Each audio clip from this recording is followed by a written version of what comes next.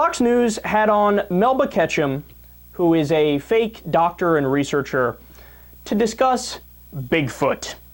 And she is going to contend that Bigfoot is, in fact, real. The story to talk to you about, Bigfoot, it turns out, is real.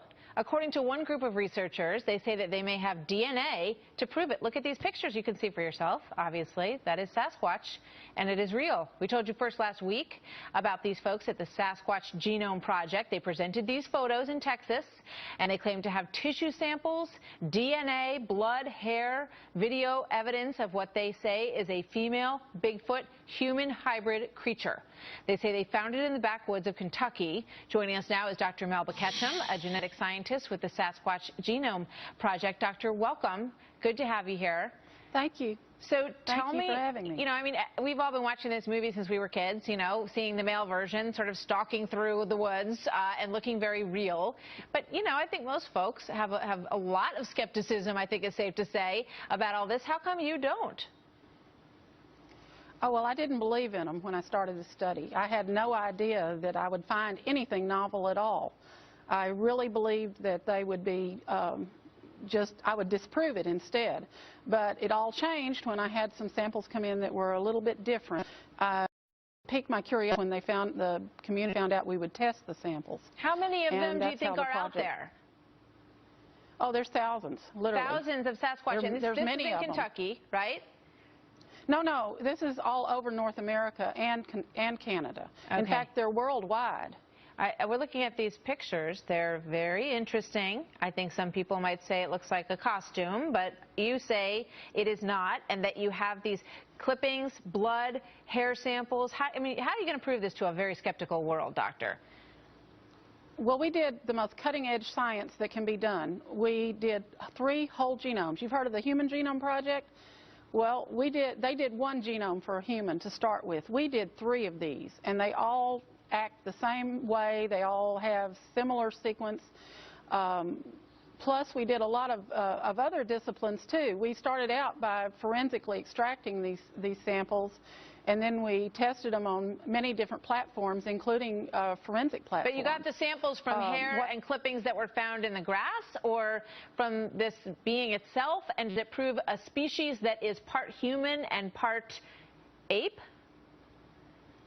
Well, to address the first part, a lot of the samples came from either eyewitness sightings and or research project. The Erickson Project out of British Columbia funded this study in Kentucky, and the samples were saliva samples. They were taken from food traps that were closely monitored by the personnel. They had a scientist on staff.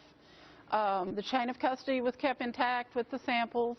And we're not the only lab that tested it. It started out, there's been 4 other labs here in the United States that tested these samples and all got human mitochondrial results, which are your ancestry that comes from your female lineage. Well, I hope whenever we got it, we got the same. Thank you. I hope you can catch one, bring it back, because we would love to see it. Thank you very much, Doctor. Interesting work. This is Fox News. Fox News. Now, I don't know if you notice, at the bottom of the screen, I know on the radio you can't hear, you can't see, but it said the name of the show on Fox that they're talking about this, The Real Story. Oh, rich irony. Rich irony. So let me tell you a little bit about the doctor talking there, Martha MacCallum. She portrays herself as somebody who just kind of stumbled into discovering Bigfoot while she was doing like serious research. That's nonsense. She's been pushing this whole Bigfoot idea for years. Nobody's been paying attention to her because she's a kook. And that peer-reviewed research that she's talking about was in a journal called the De Novo Journal of Science. Wow, she made it to a science journal. It must have really been peer-reviewed, right? Well, her research used April Fool's jokes as references in her paper. Starting to seem like she's not very credible, right? And the De Novo Journal of Science, get this, she bought the URL for, I don't know what the exact title is, denovojournalofscience.com or whatever, right?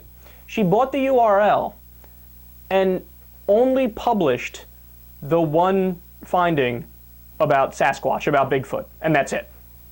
It was like Article 1, Issue 1, Segment 1, just the thing about Sasquatch, and that's it. It's the only... So she buys the URL, the next day puts up the stuff about Bigfoot, buys the rights to call it a scientific journal, which is nonsense. It's not that, right? And she goes, well, see, it's been peer-reviewed in research. Well, the peer review was by yourself, and the research and the publication was by yourself also, for a journal you made up. So this woman is a grade A loser. And she also, get this, revealed in HD video at a Bigfoot conference as new evidence of Bigfoot's existence. No joke, the video that she showed was a guy in a Wookiee mask. Wookiees, like Chewbacca from Star Wars, no joke. Stunningly stupid, stunningly stupid. So while she was out plugging the new evidence of Bigfoot, she was talking about a recent Bigfoot finding. You guys might have saw it in your local paper or whatever on different sites online. And she was talking about, this one's real too. Well, somebody who lives near that area saw all these articles about this new Bigfoot sighting, went out and to take a picture for himself. You know what it was? A tree stump.